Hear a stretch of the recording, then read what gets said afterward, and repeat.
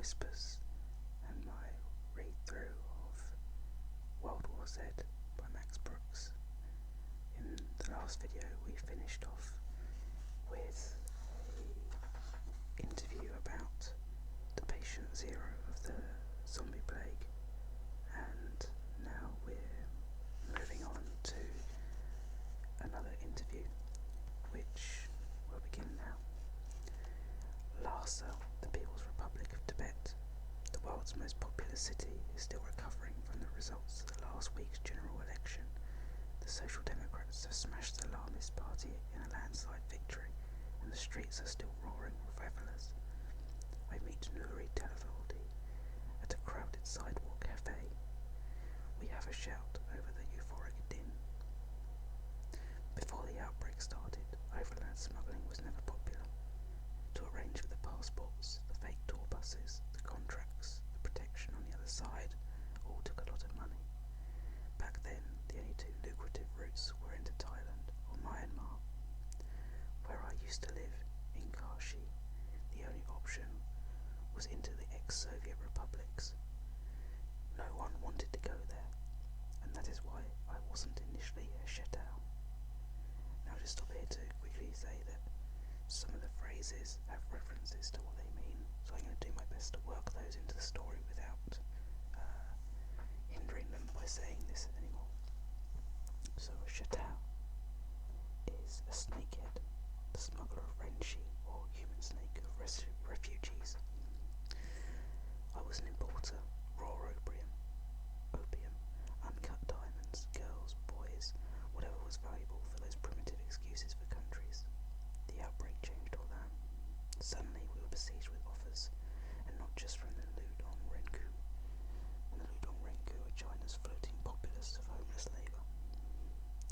But also, as you say, from people on the up and up.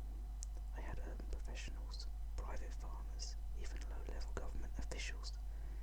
These were people who had a lot to lose. They didn't care that they were going, they just needed to get out. Did you know they were fleeing? We heard the rumours. We even had an outbreak somewhere in Kashi. The government had hushed it up pretty quickly, but we guessed. We knew something was wrong. Didn't the government try to shut you down? Officially they did. Penalties on smuggling were hardened. Border checkpoints were strengthened. They even executed a Fushatao publicly, just to make an example. If you didn't know the true story, if you didn't know from my end, you think it was an efficient crackdown. You're saying it wasn't. I'm saying I made a lot of people rich. Border guards, bureaucrats, police, even the mayor. They were still good times for China, where the best way to honour Chairman Mao's memory was to see his face on as many yuan notes as possible. You were that successful. Kashi was a boom town. I think 90%, maybe more, of all westbound overland traffic came through with even little left over for air travel. Just a little. I only dabbled in transporting Renshi by air. A few cargo flights now and then to Kazakhstan or Russia. Small-time jobs. It wasn't like the East, where Guangdong or Jiangsu were getting thousands of people out every week. Could you elaborate? Air smuggling became big business in the eastern provinces. These were rich clients, the ones who could afford pre-booked travel packages and first-class tourist visas. They would step off the plane at London or Rome, or even San Francisco, check into their hotels, go out for a day sightseeing, and simply vanish into thin air. That was big money. I'd always wanted to break into air transport. But what about infection? Wasn't there a risk of being discovered? That was only later, after Flight 575. Initially there weren't too many infected taking these flights. If they did, they were in a very early stage. Air transport Shetao were very careful. If you showed any signs of advanced infection, they wouldn't go near you. They were out to protect their business. The golden rule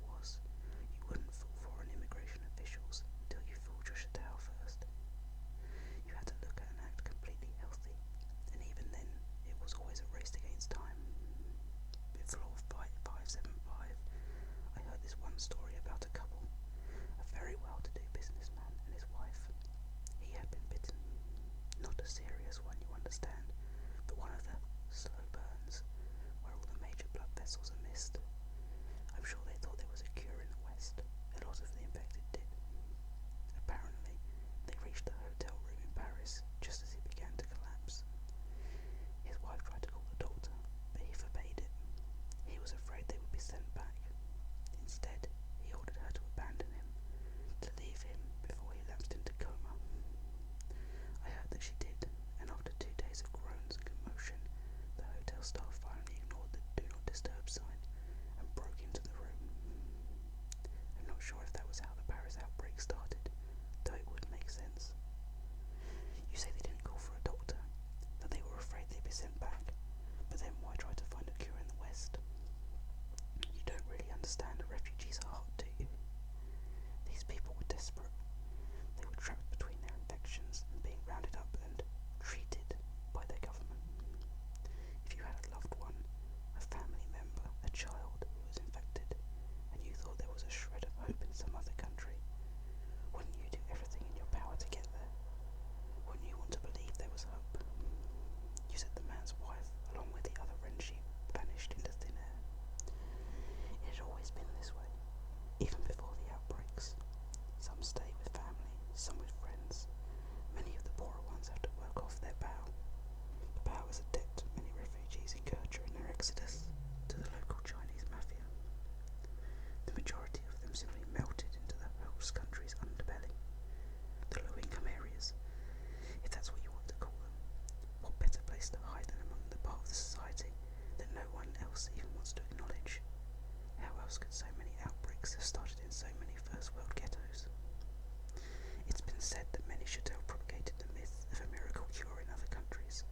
Some. Did you? No. How did Flight 575 change air smuggling? Restrictions were tightened, but only in certain countries. Airline Chatel were careful, but they were also very resourceful. They used to have this saying, every rich man's house has a servant's entrance. What does that mean? If Western Europe has increased security, go through Eastern Europe. If the US won't let you in, go through Mexico. I'm sure it helped make the rich white countries feel safe, even though they had infestations already bubbling within their borders. This is not my area of expertise, you remember. I was primarily land transport, and my target countries were in Central Asia. Were they easier to enter? They practically begged us for the business. Those countries were in such economic shambles, their officials were so backward and corrupt. They eventually helped us with the paperwork in exchange for a percentage of our fee. There were even Chatel, or whatever they called them in their barbarian babble, who worked with us to get Renshi across the old Soviet Republic into countries like India or Russia, even Iran, although I never asked or wanted to know where any of the Renshi were going. My job ended at the border. Just get the papers stamped, the vehicles tagged, pay the guards off, and take my cut. Did you see many infected? Not in the beginning. The blight worked too fast. It wasn't like air travel. It might take weeks to reach Kashi, and even the slowest of burns, I've been told, couldn't last longer than a few days. Infected blights usually reanimated somewhere on the road, where they would be recognised and collected by the local police. Later, as the infestations multiplied and the police became overwhelmed, I began to see a lot of infected on my route.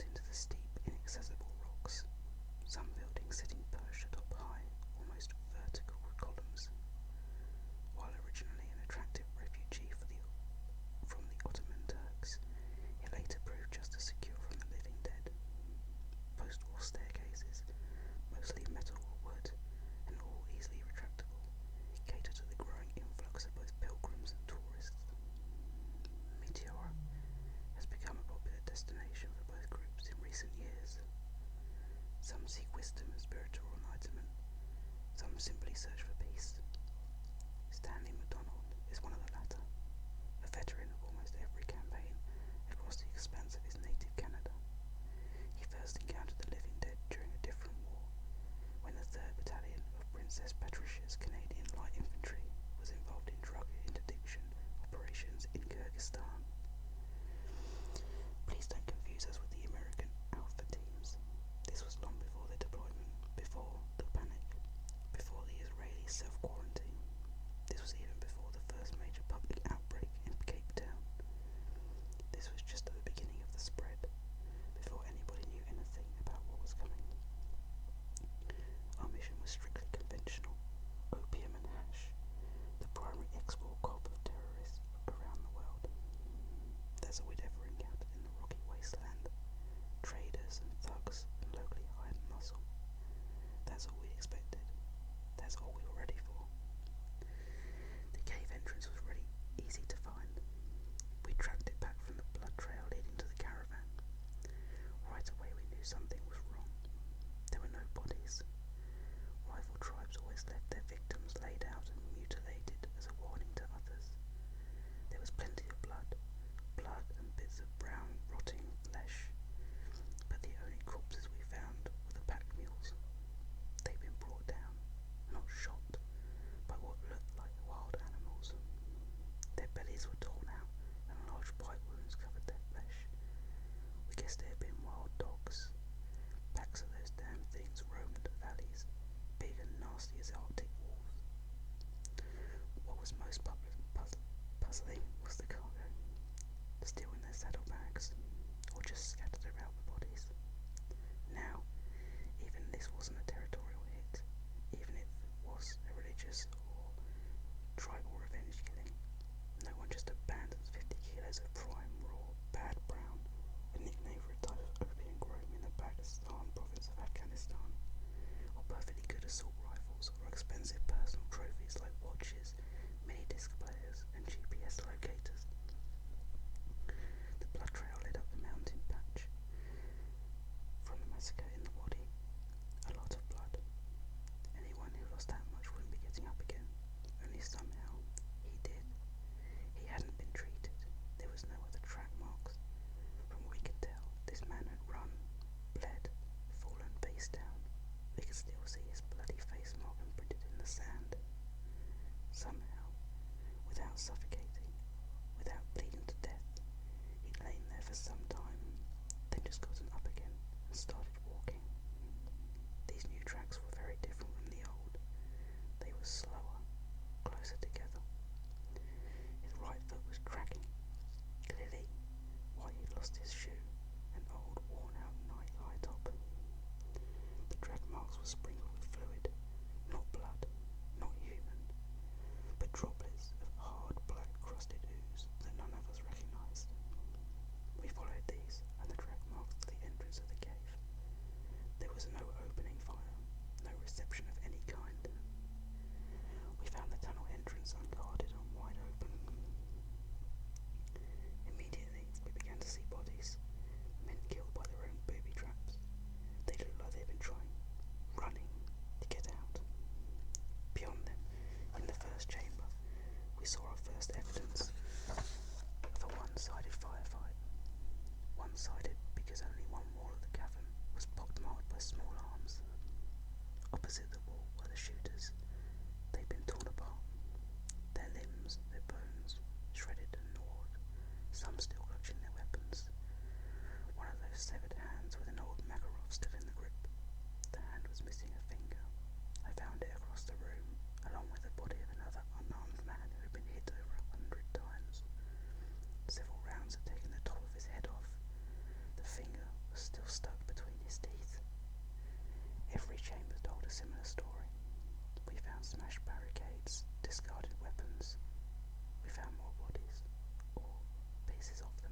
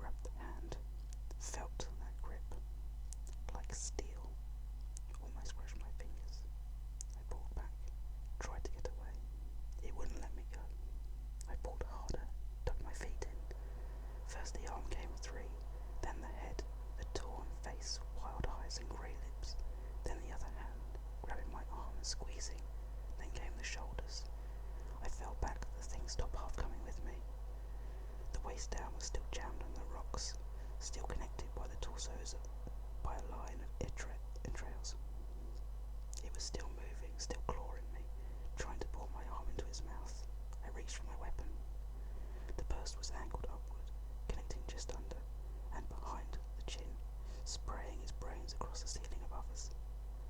I'd only been the one in the tunnel when it happened. I was the only witness.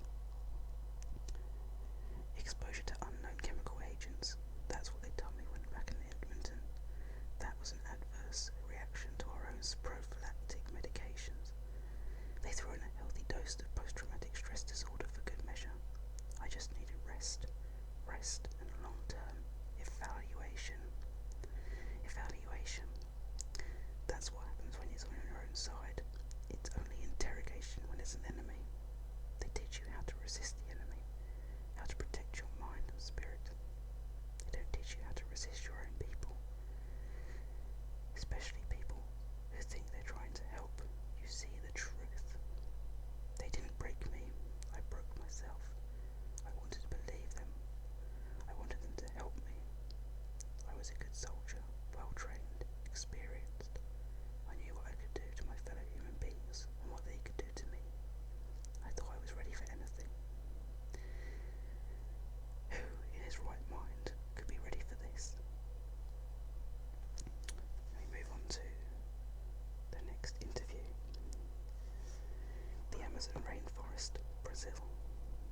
I arrived blindfolded so as not to reveal my host's location. Outsiders call them Yanomami, the fierce people, and it is unknown whether this supposedly warlike nature or the fact that their new village hangs suspended from the tallest trees was what allowed them to weather the crisis as well. If not better than the most industrialized nation, it is not clear whether Fernando Oliveira, the emaciated, drug-addicted white man from the edge of the world, is their guest, mascot, or prisoner. I was still a doctor. That's what I told myself. Yes, I was rich and getting richer all the time, but at least my success came from performing necessary medical procedures. I wasn't just slicing and dicing little teenage girls' noses or sewing Sudanese pintos onto she-boy pop divas. It had been alleged that, before the war, the sexual organs of Sudanese men convicted of adultery were severed and sold on the world black market. I was still a doctor. I was still helping people. And if it was so immoral to the self-righteous, hypocritical North, why did their citizens keep coming? The package arrived from the airport an hour before the patient, packed in ice in a plastic picnic cooler.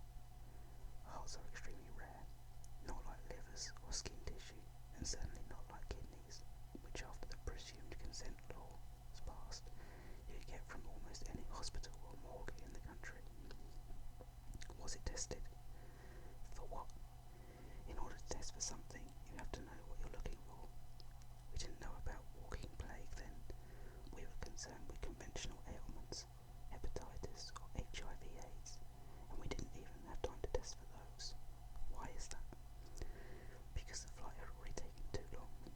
Organs can't be kept on ice forever. We were already pushing our luck with this one. Where had it come from? China, most likely. My broker operated out of Macau. We trusted him. His record was solid.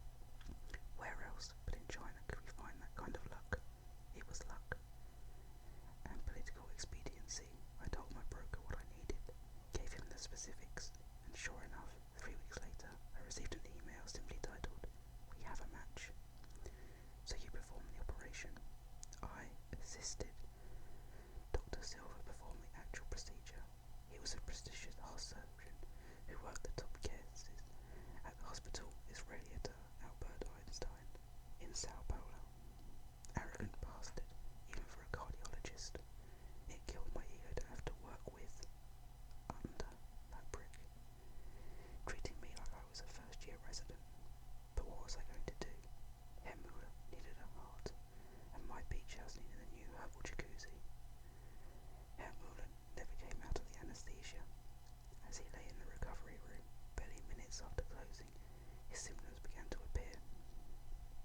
His temperature, pulse rate, oxygen saturation. I was worried, and it must have tickled my more experienced colleague. He told me that it was either a common reaction to immunosuppressant medication, or simply expected complications of an overweight, unhealthy 67-year-old man who had just gone through one of the most traumatic procedures in modern medicine. I was surprised he didn't pat me on the head, the prick. He told me to go home, take a shower, get some sleep, maybe call a girl or two, relax. He'd stay and watch him and call me if there was any change. Oliveira purses his lips angrily and chews another wad of mysterious leaves at his side. And what was I supposed to think? Maybe it was the drugs, the OKT3, or maybe I was just being a warrior. That was my first heart transplant. What did I know? Still, it bothered me so much that the last thing I wanted to do was sleep. So I did what any other good doctor should do when his patient is suffering. I hit the town. I danced, I drank. I had salacious, indecent things done to me by who knows what. I even wasn't sure if my phone was vibrating the first couple of times. It must have been at least an hour before I finally picked up. Graciela, my receptionist, was in a real state. She told me that Herr Muller had slipped into a coma an hour before. I was in my car before she could finish the sentence. It was a 30-minute drive back to the clinic, and I cursed both Silver and myself every second of the way. So I did have reason to be concerned, so I was right. Ego, you could say, even though to be right meant dire consequences for me as well. I still relished tarnishing the invincible Silver's reputation. I arrived to find Graciela trying to comfort a hysterical Rosie, one of my nurses. The poor girl was inconsolable. I gave her a good hard one across the cheek. That calmed her down, and asked her what was going on. Why were there spots of blood on her uniform? Where was Dr. Silver? Why are some of the other patients out of their rooms? And what the hell was that goddamn banging noise? She told me that Herr Muller had flatlined suddenly and unexpectedly. She explained that they'd been trying to revive him when Herr Muller opened his eyes and bitten Dr. Silver on the hand. The two of them struggled. Rosie tried to help but was almost bitten herself. She left Silver, ran from the room, and locked the door behind her. I almost laughed. It was so